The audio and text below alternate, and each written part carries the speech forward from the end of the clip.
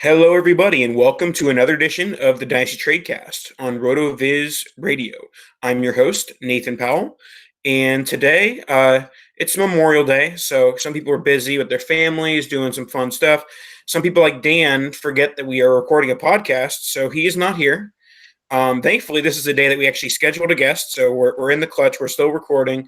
On another night, we'd be like, okay, on to the next. Also, before I get to our guest, we do have an update. I'm not in a McDonald's parking lot currently. I'm at my parents' house, so shout out to not being at McDonald's this time. But it's been going well at McDonald's. So hopefully, my parents' house does just as well. And so tonight, we are joined by my good friend Ryan McDowell. How's it going, Ryan? Going well. Parents' house is definitely an upgrade from the McDonald's parking lot. So this is going well so far. Excellent, for sure. And the other thing we do have in common, you're a teacher, I'm a teacher. I think both of us had our last day of school on Friday, so we are out for the summer. Yes. I've got some meetings and some things going on this week, but no more students, and the end is definitely near. Excellent. Yes, that is definitely a good thing for us teachers. So let's get into some Dynasty talk. On Saturday night, I got into some rambling, as I tend to do on the Twitter, with some questions to ask the Twitter community, many true or false questions. And so I figured that I would present them to Ryan and Dan, but it's just Ryan tonight. I present the questions to him. And obviously we both discuss our takes. Basically, they're dynasty philosophy type of questions, how we can approach startup years as well as other years in general. But before we get to that, I want to let you know that you should subscribe to what I call RotoViz.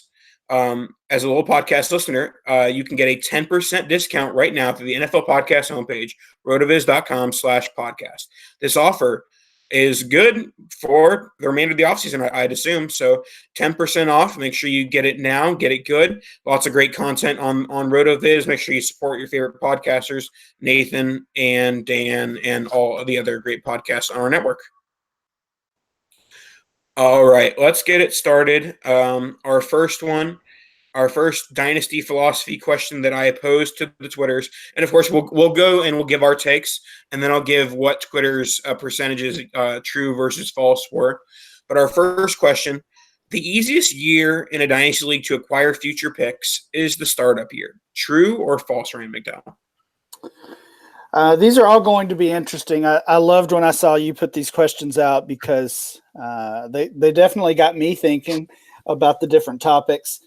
But I didn't look at any of the results. I didn't even look at any of your mentions or the poll results. So this will be a good surprise here. For this one, I said false. I think that first year of a startup, or I guess technically the first few weeks or months of a startup, when you're going through that startup draft, so many teams are already looking towards the future, wanting to build a young team, and a big part of that is trying to acquire those future first rounders usually, but any future first round picks. So I think it's at times difficult to acquire those future picks during that startup. But then as you get down the road into the league, one or two or more years into the league, then so many owners just change their mindset to trying to win. And obviously that happens during the regular season, that I think picks are probably a little bit easier to acquire outside of year one. Yeah, my initial answer to this one was true, but it's more so because there's more assets to deal in the startup year. You have the startup picks, you have the rookie picks, you have the Devy picks if it's a Devy league. So there's a number of ways to sell something for a future pick in the startup year. But if you don't take into account stuff traded during the startup itself, which is kind of cheating in a way because that doesn't happen in other years, I do think that the bunch of playoff teams can be closer in year one than in future years. Like in years 2, 3, 4, super teams, top 2 or 3 teams might emerge to where the fourth team isn't trading away their future first to try and win a championship. Whereas in year one, when teams are so close, they might the fourth team might be trading away a future first to try and get up into that number one slot. So I said true, but I can see the argument for both sides. Let's move on to our next one, and it's true or false. The easiest year to win a dynasty league is the startup year.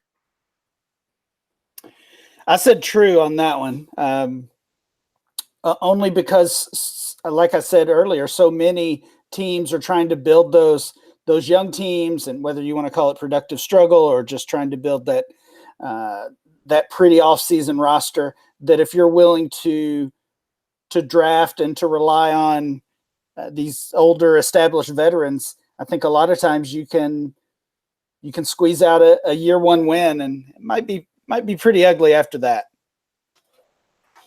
Yeah, I would say that in year one is the most costly win of a championship, because in year one you're sacrificing so much of your future to win in year one, and ends up coming up in one of our questions later on.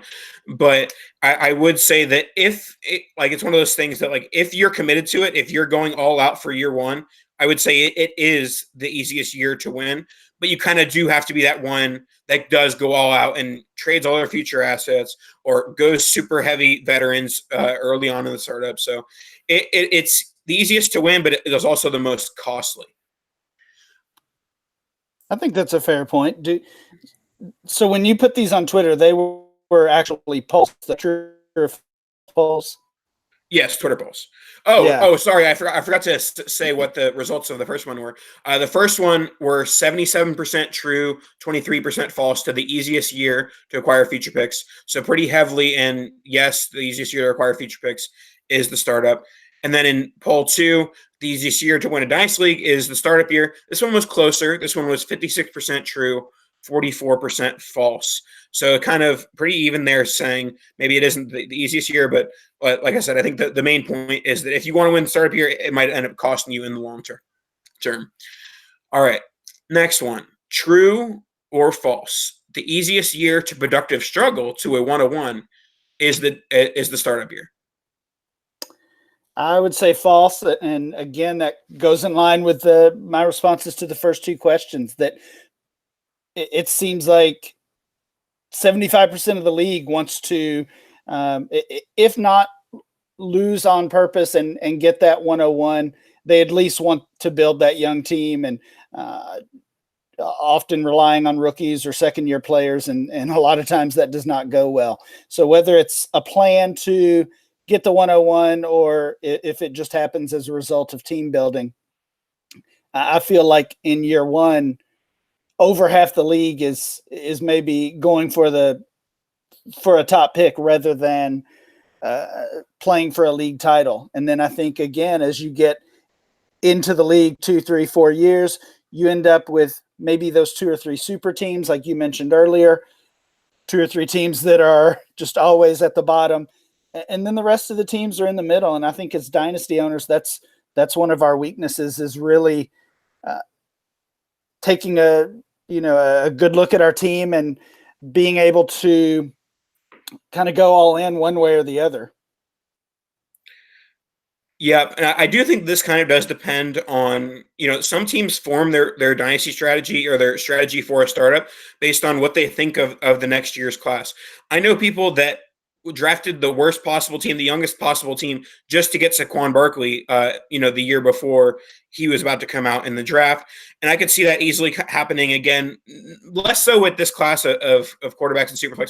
But I would say in 2020 for the 2021 class, I could see startups saying, I'm going to get Trevor Lawrence. I don't care what it's going to cost me. I'm going to take this year one. So I think that some of it can account for how many people are vying for it based on how good the next year's class is.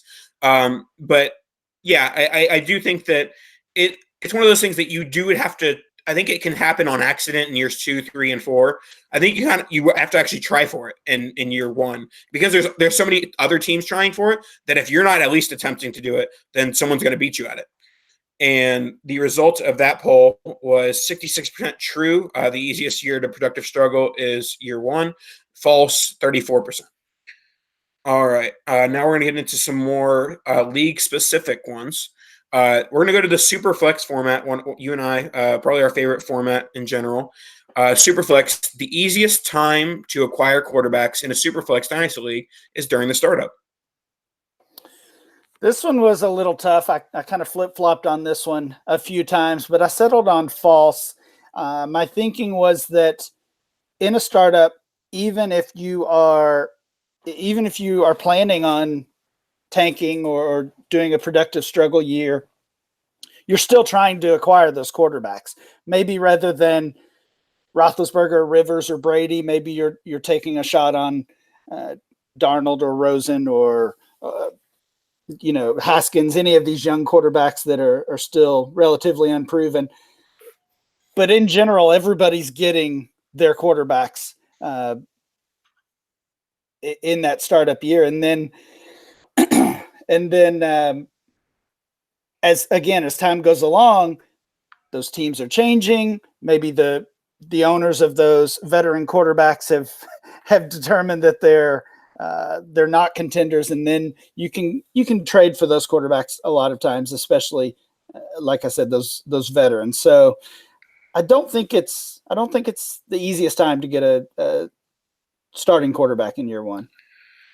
Yeah, and I will say that I think that probably the easiest and most cost-effective time to select a quarterback may not be the startup because they go so highly, but I think in rookie drafts may be the best time to acquire quarterbacks. Yes, some of them do take some time to develop into every week fantasy starters, but in terms of just overall dynasty value, they have value immediately, and so you're wanting to acquire those guys in rookie drafts because they immediately have the value, and their quarterback is a position that you have value for so long that there's a high floor, there's a high ceiling, and so for me, if I'm looking at the most cost-effective way to build through the quarterback position, it isn't through the startup because so many mediocre guys, like you talk about a Big Ben, a Rivers, a Dalton, some guys that you don't consider long-term assets are going to be drafted in the 6th, 7th round of a startup.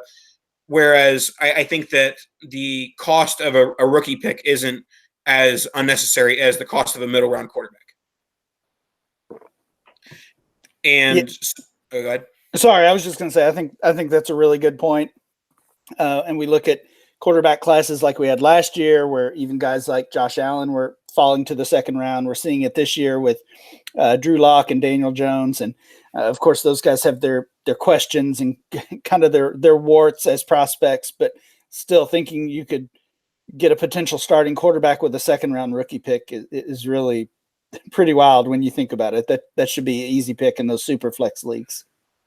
Well, this was one of the most lopsided polls that we had. It might be the most lopsided, but the easiest time to acquire a quarterback in Superflex is the startup. True, 83%, false, 17%. So people are saying get that quarterback in the startup, not in the rookie draft or not in a trade. I think the part of that might be people weren't thinking of rookie drafts. They were probably just thinking the only way to get it is a trade, and people kind of hold on to their quarterbacks with a death grip. But you do mention that if a team ends up not, playing well and struggling in year 1 or year 2, they might be more willing to offset their veteran quarterbacks.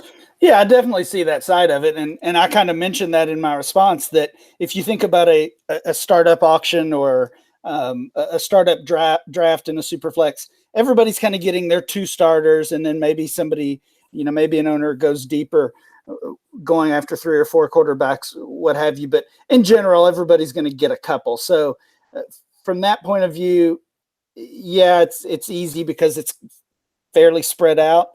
But if you're thinking about top targets, guys who you can rely on as weekly starters, those are obviously in higher demand. But in some ways, again, I think they're easier to trade for than to take in a startup. All right. Next one. True or false, acquiring a tight end in a tight end premium league, whether it be plus 0.5 PPR, plus 0.5 PPD, or 2 tight end start, in year 2 is easier than in year 1. So it's easier to acquire after the startup year than in the startup. So what are your thoughts on this one? Here I was really focusing on the start 2 tight end because honestly, the 1.5 PPR, which I guess is kind of the most common tight end premium, I just don't even consider it a tight end premium really much anymore. I don't factor that into my player evaluation or really my strategy very much. But I think when you go to that starting 2 tight ends, that really causes some major changes. So I said false on this one, that it is not easier to acquire them in year 2 than year 1. Yeah, we did talk about we had our tight end episode last week on the Tradecast, and basically we talked about if you want there to be a tight end premium, it has to be 2 tight end. It may end up being a struggle where you have teams starting like, I can't even name a bad tight end off my head, but someone who really isn't scoring points. But if you want to give the position some value, that is the way to do it, more so than adding points. But in terms of this question, I have kind of always had my tight end premium philosophy. Philosophy. I've always had my tight end premium philosophy that this is true. That I've always punted tight end premium. I've always punted tight ends in tight end premium in the startup with hopes to acquire guys in year 2. And what usually ends up happening is that guys are still holding on to those tight ends very tightly, and I end up just continuing to punt year after year and just bargain basement shopping, which can end up being a successful strategy. But in the end of the day, I don't get what I wanted, which was my goal was to fade tight end until they get undervalued, but they just never get undervalued because people continue to value them highly, particularly when they know that the premium is valuable like at a start 2. So the answer to this one was false 59% and true 41%. So according to this poll, you do want your tight end in the startup in tight end premium and not in year 2. Yes. So that kind of the quarterback question that we had previously. Basically, it sounds like the people think if you want those premium positions, whether it's a quarterback in a super flex league, a tight end in a start 2 tight end league, you've got to get them during that startup. All right. This one, I'm not sure that you play in this format, but maybe you can, give your opinion on the matter. True or false, running backs get more expensive as dynasty leagues get older in PPC formats? Yeah, I actually don't play in a point per carry league. And I struggled with this one, not necessarily because of that, but just thinking about the running back position as a whole. We've seen that position go through so many changes over the past few years. I think in general, running backs are getting more expensive regardless of the format. So I said true with this one. Yeah, I said true with this one, and I have a very small sample size. I've only played in the Capitalist Pigs Dynasty League, and the startup of Pigs to now has kind of coincided with the renaissance of the running back. But, the value of a running back is 5-6 times what it was worth in the startup in Capitalist Pigs. And so part of that might be the running back renaissance, but I do think that people, aka myself, will underrate the premium of point per carry, whether it be 0.25 or however much it may be. You may think, oh, they're not going to score that much more than wide receivers, and then they end up scoring a lot more than wide receivers. Like, the RB14 is better than the wide receiver 1. Crazy statistics like that. So this one was 79% true. Running backs get more expensive as the league goes on in points per carry. 21% false. So once again, I guess this, 3 possessions, 3 premiums, but they're all saying that the cheapest or the better way to buy would be early on and in the startup. Yeah, so I think that's maybe getting to be almost like the tight end premium conversation. If people are asking me a question, should I make this trade in tight end premium? My recent response is, what is the premium? Because again, if it's just a 1.5, then versus a start 2, that's going to change my opinion on the trade or the draft pick, whatever it might be. And I think with PPC, it might be the same thing. If it's just 0.1, obviously that's not going to change the running back value or their production quite as much as like a 0.25 that you mentioned, which is just a huge, a major shift. So we throw that term around, but I think I don't think that there's necessarily like an industry standard for that scoring. So you almost have to specify. Yeah, and I would say if there is a standard, I think the 0.25 is probably the most common, but it is also a very high premium. So some do a little bit lower. All right, next one. True or false, winning a dynasty league in year 4, assuming no prior cash winnings, is an effective, productive struggle strategy, I guess. This productive struggle thing I like this term. This is a good one. I think I just kind of get the only vote on this one. Only my vote matters, right? I don't know. I don't know if that's how it works. I would say no. That is definitely not, or I would say false. It's not an effective, productive struggle. Really, to me, the idea behind a productive struggle is 1 or maybe 2 years as a struggling team, and then by year 2 or by year 3, being able to compete and hopefully win a title. But I think 4 years down the road is just too much. Honestly, it's just too long of a time period.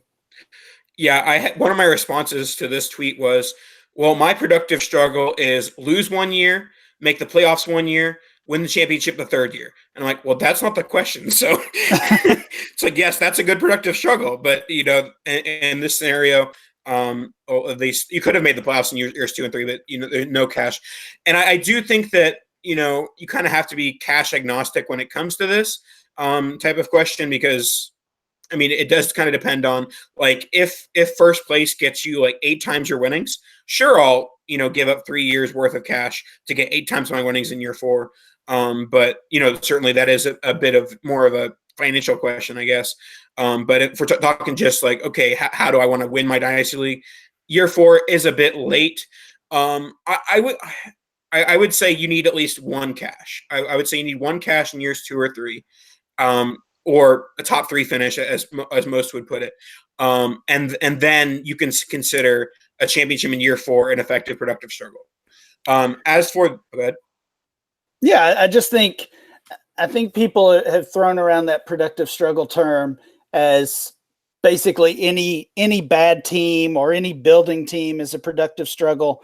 But to me, when I wrote that article years ago, there were kind of some set parameters as far as how you were going to build that team. And honestly, if I wrote it or revisited it now, it might be different, as the running back position has really changed over that time. But just because your team is not winning does not mean it's a productive struggle. Nathan, as you know, that term is not one I totally came up with. I just stole it from the education field. And the idea behind a productive struggle in the classroom is that you let the student struggle with a question or a problem or an activity, whatever it might be. But you see the signs and the path for them to finally understand and comprehend that. And you just kind of almost let it happen or guide that. But at the same time, every student that is struggling is not productive struggling. Some of them are not on that path to understanding and to learning. So, and it's the same thing. Every bad team in a dynasty league is not a productive struggle team. Yeah, acquiring 32-year-old running backs as part of your productive struggle does not make it productive. No. But the results of this poll were true 72%. So 72% said if you get that championship in year 4, it was all worth it. 28% said nope, that's too late, need it earlier on. All right, next one, we're going to go in the opposite direction. True or false, winning a dynasty league in year 1, then going cashless years 2 through 4 at least is an effective win now strategy? I would say a pretty strong false. It's always nice to get that championship, and I've heard a lot of people say if you win, you win the championship 1 year, that'll pay for the next 5 or 6 years, and that's fine to think of it that way. But I mean, the goal really is to win as often as you can, and I think a productive struggle allows you to win in year 2, 3, and so on, with one down year. And a win now strategy, really an effective win now strategy, should get you more than just one successful year, I think. So if you're winning year 1 and then your team is just going nowhere, literally, that's not effective.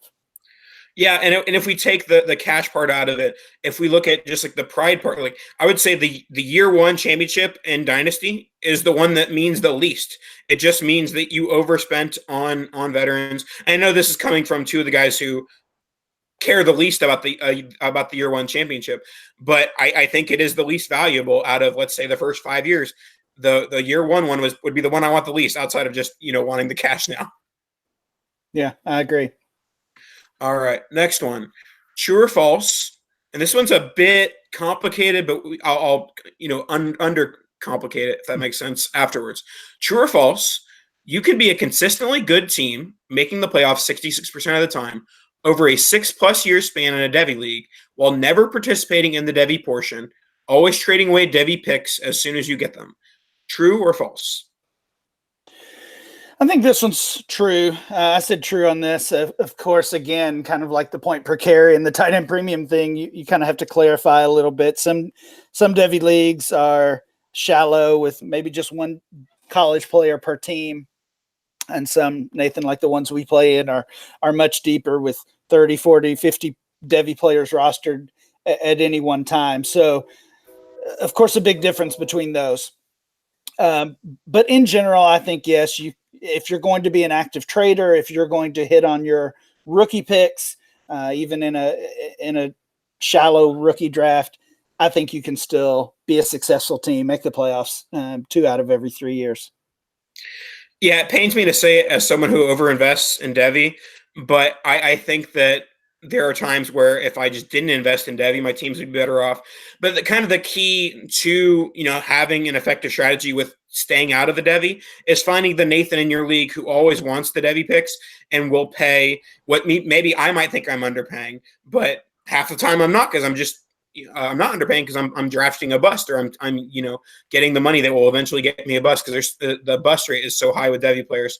So I mean, I'll say that if you completely fade Devy in a Devy league, you're going to miss out on the Saquon Barkleys, the N'Keal Harrys, the Amari Coopers. You're going to miss out on all those guys, but you're also going to miss out on the busts, like the Equanimeous St. Browns, the guys who Kelvin Harmon, like guys who go day 3 who were being projected as day 1 picks only 6-7 months before they were drafted.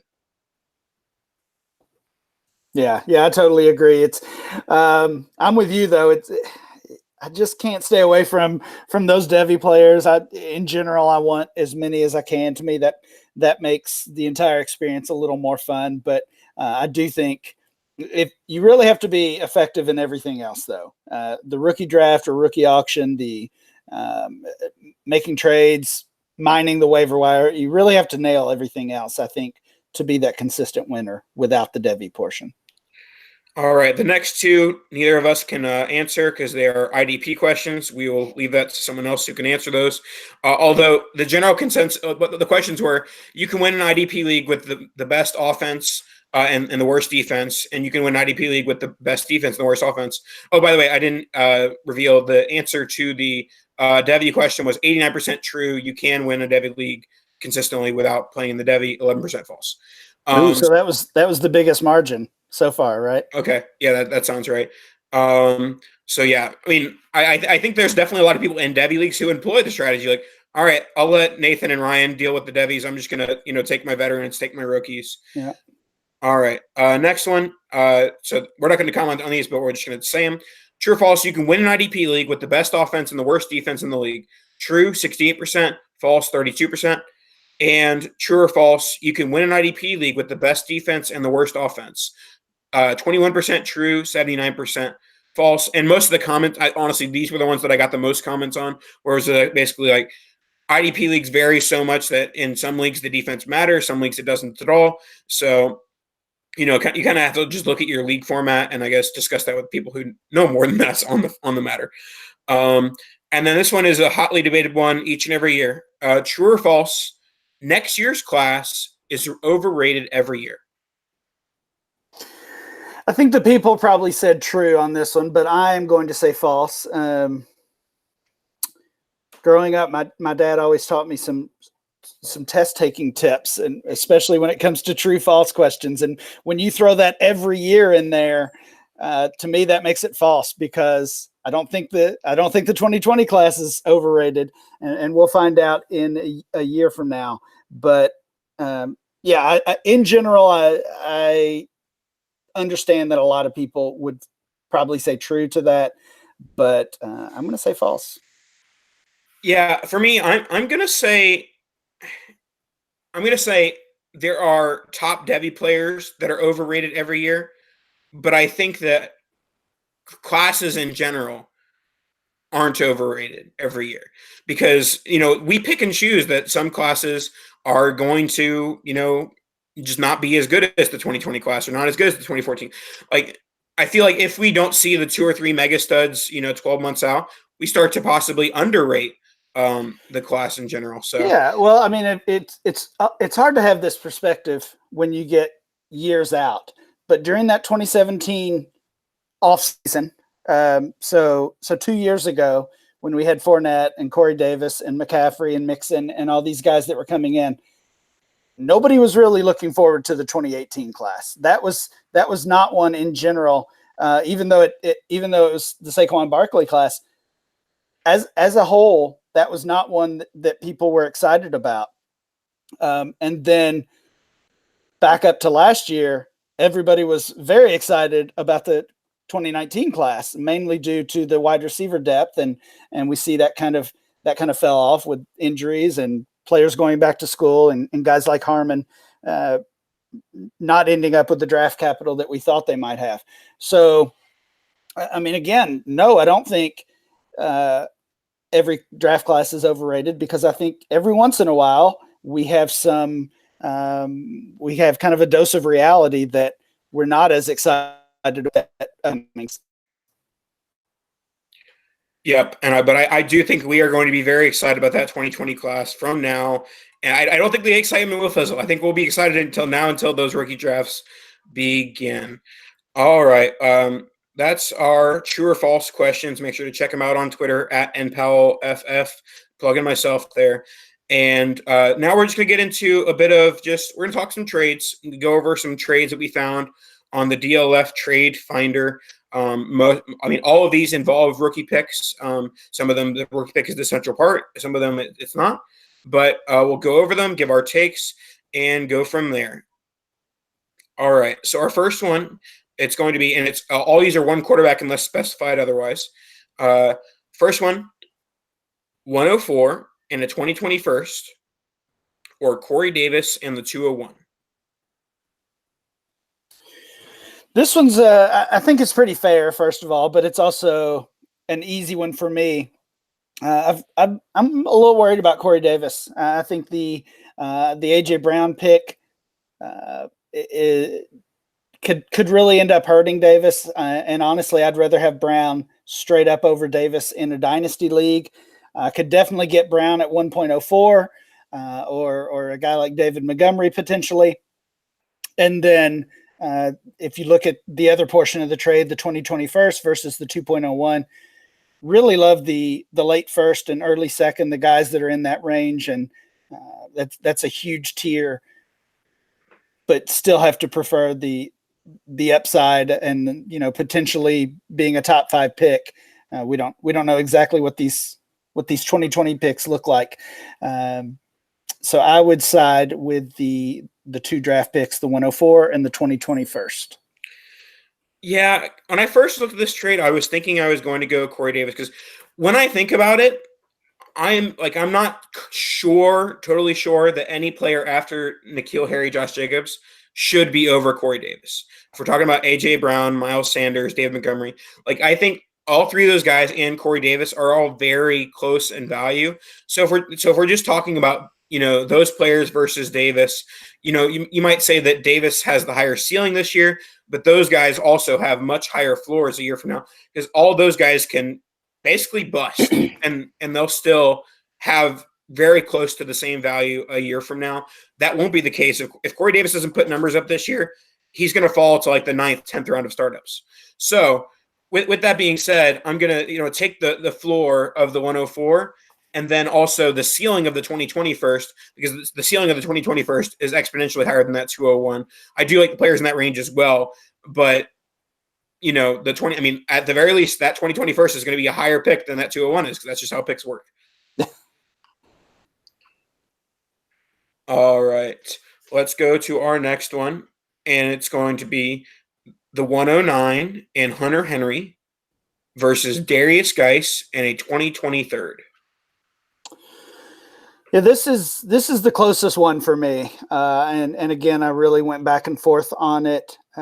In general, I would be selling Darius Geis. I've got some, I've kind of got some concerns that we're valuing him as close to, I don't want to say an elite dynasty asset, but close to that. He's, I think, a third or fourth round startup pick, and not sure he's really deserving of that. Versus the 1-9 and Hunter Henry. So really close for me. I still think I would side with Geis here, just on the upside that he does hit. He becomes that every down back for the Redskins. But this is, like I said, definitely the closest one for me. Yeah, and this might be one that this is a trade that if I'm the Geis owner, I'm making this, and obviously there's not really a way to see this on the trade finder, but this is a trade that I'd make when I'm on the clock, or when the 109 is on the clock, if there's a guy that has fallen. Like, I've seen AJ Brown fall to the 108, 109, and if we're talking about AJ Brown and Hunter Henry versus Geis, I'll take AJ Brown and Hunter Henry rather easily. But if my top 5, top 6 are not on the board, no one has fallen to that 109, then I tend to lean Geis. I've never been the biggest Hunter Henry fan. I guess this kind of his prove-it year. It's going to be his first year where he doesn't have to worry about Gates. Gates might still be on the roster, but he's not an NFL player anymore.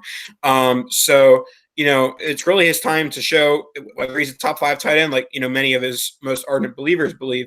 So it kind of just depends on who's available at 109. But let's assume that my top guys are not there. Then I'll say Geis. All right, next one. We're going to do a couple of the 101 Superflex. So we're talking Kyler Murray, folks, because unless you're Russell Clay, who took Harry 101 in a Superflex. Oh, no. I didn't know this. This is bad news. I need a minute. He said he really wanted a Harry share, and that was his only 101. So that's why he did that. But anyways, we have the 106 and Jimmy Garoppolo, or the 101 in Superflex. Okay, so 106, maybe that's Dwayne Haskins, or maybe it's David Montgomery, somebody like that. It's certainly going to be a valuable player. So this is not a throwaway pick. For me, it comes down just to some uncertainty about Jimmy Garoppolo. This time last year, we were treating him basically like a top 5 quarterback for really no reason. And now, I don't know, maybe we're doing almost the same with Kyler Murray now, but he's got more weapons than Garoppolo does now, or did last year. This is a pretty expensive price to pay to get up to 101, but I would still do it. I'm taking Kyler Murray here. See, I'm taking the Garoppolo side here because there are so many ways for that side to win and so many ways for the Kyler Murray side to lose. I understand that Kyler Murray is probably the only piece in this deal that could be a top 10 overall startup pick. But, you don't need to be a top 10 overall startup pick to win this trade. You could have a late second and an early third, a late second and an early fourth startup pick, and it be worth more than the ceiling of Kyler Murray. So, I mean, when I'm looking at the 106, I'm looking at the possibility of Sanders, Montgomery, or Haskins, or even AJ Brown, who I'm obviously high on because he's come up in every single one of these pick conversations. But if I can get guaranteed, I mean, it's not guaranteed, but if most likely get one of the 2 running backs or Haskins, I think that's a win with Garoppolo over Kyler Murray. All right, this is the last one. And I after your last answer, I'm pretty sure I know your answer to this one. So I'll lead this one off.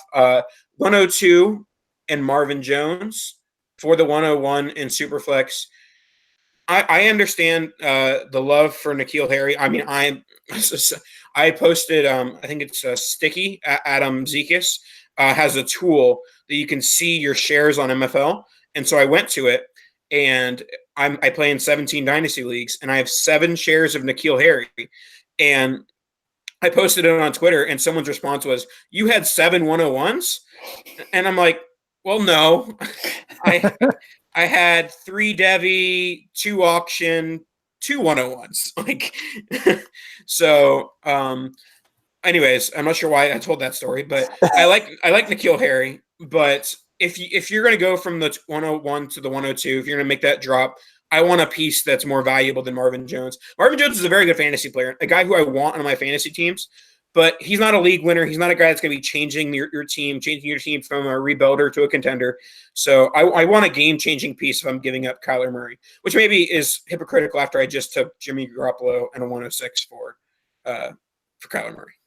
Well, no, I don't think that's hypocritical at all. I think Jimmy Garoppolo has a much better chance of being a game-changing player or a difference-making dynasty asset than Marvin Jones does, which he doesn't really have any chance. Like you said, he's a nice player. He might even be a fantasy starter this year again. You never know. But I mean, I've said this before. I think I've probably said it on your all show. The bigger a trade gets, the more players fit in that group of throw-in players.